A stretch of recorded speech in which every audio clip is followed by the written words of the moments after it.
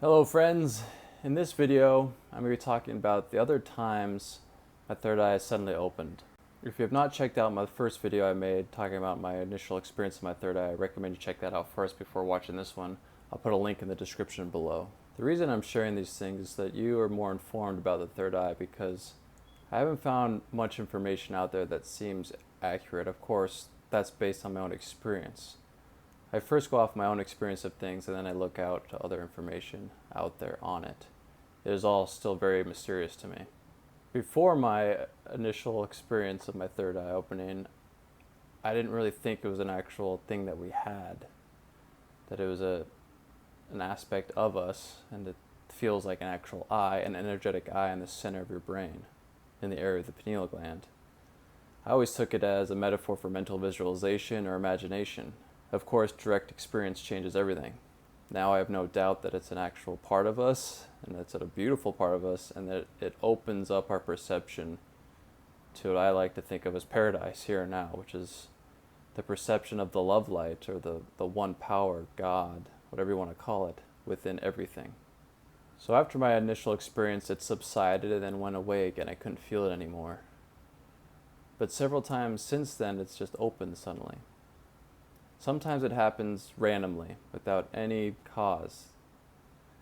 Like while I'm cooking, when I'm walking outside, I blink my eyes and all of a sudden I feel it blink, the boom sensation right in the center of my brain. Another time I felt it open was when I became very angry.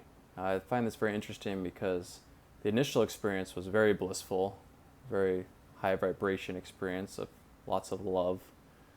In this other instance, I was angry, but I became angry because I saw someone treating someone else very unkindly, and they were doing an injustice to them. And I was responding, I was standing up for them. And as I began to speak and stand out and say, hey, stop that, I felt the eye activate and blink. The similarity of these two cases, my initial and this case, is emotion. I feel like emotion is a key component to its activation and its opening, because I feel emotion is energy in motion. But again, it's all very mysterious to me. And then there are times when it opens when I've done pranayama, or deep breathing exercises. Pranayama is part of yoga. It literally means control of prana, or control of the breath control. And there's different techniques and practices of different breathing patterns that you do to reach a higher state of consciousness and being. Now, deep breathing is the only thing I've found that I can do willfully myself to have it activate. Every other time it just seems to activate on its own when I surrender and let go. But it's important that I make clear that I still don't open it when I do the deep breathing. I just do something that leads to it opening. It's like when I do deep breathing, I increase the flow of energy or prana in my body, and because of that, then it opens. But I never open it. I say, okay, it's time to open, and it opens. It's not how it works. It's a complete surrender to it. It's a higher power and awareness flowing through me, and then it opens it. So one instance when it opened again, it was a very beautiful experience, like my first experience, was I was doing an outdoor workshop beneath some trees outside a big group, and we're all doing the breath work. It's a breath work class. We all laid down, and the guide just guided us through, started doing some deep breathing. And I find it very interesting because the deep breathing in this class, and in most deep breathwork classes or workshops, the deep breathing resembles sobbing. And when it first happened, when I third eye opened, I was sobbing. And it seems that when I do that same breathing, just on my own without the crying aspect, it opens again, it reactivates it. So something's important with that deep breathing and that amount of oxygen getting in the body.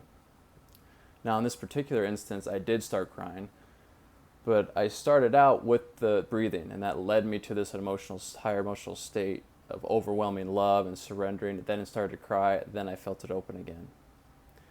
So as we were laying down, I did the breathing, and then a moving song came on that we were all listening to, and it made me feel this deep sense of love again and have that emotional state of being again that I had that initial experience. And I started to cry. So I started to sob in alignment with the breathing. I was already doing it. So I was already breathing the same pattern.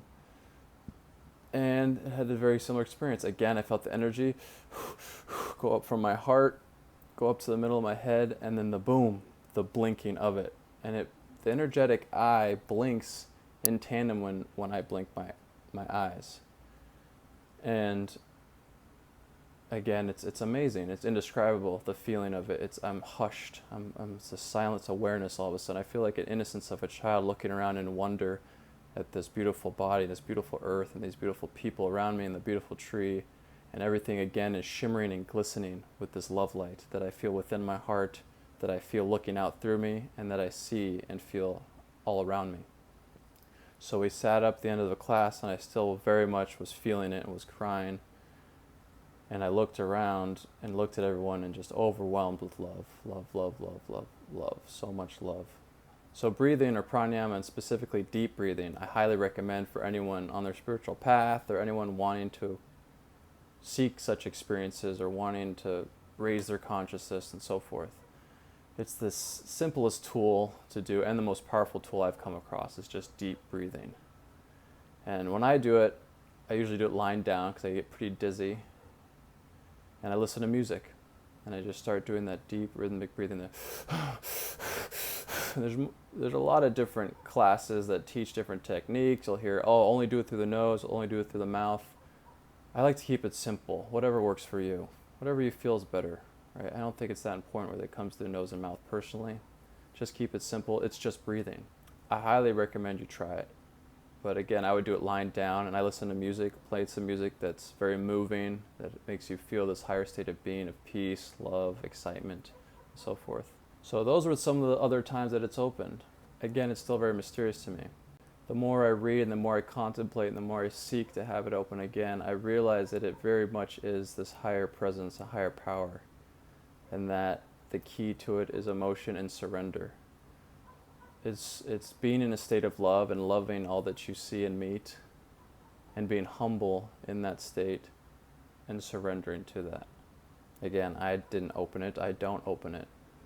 This love power that's in me and in everything, in you, it opens it. It's only when I become like a child again and filled with wonder and awe and innocence and just let go and just be a witness to what's happening. I'll post another video showing exactly my technique of what I do deep breathing. Again, keep it simple. And in that video, I'll show exactly what I do. If you want to look more into this, into deep breathing and my experience of the third eye and connections between different religions and spiritual masters talking about the third eye and about enlightenment in general, I recommend you check out my book. I've been doing a lot of research, collecting quotes over the years ever since my experience. I've collected it all into this book. It's called The Eye Opening. I'll put a link in the description below if you're interested. Thank you for watching.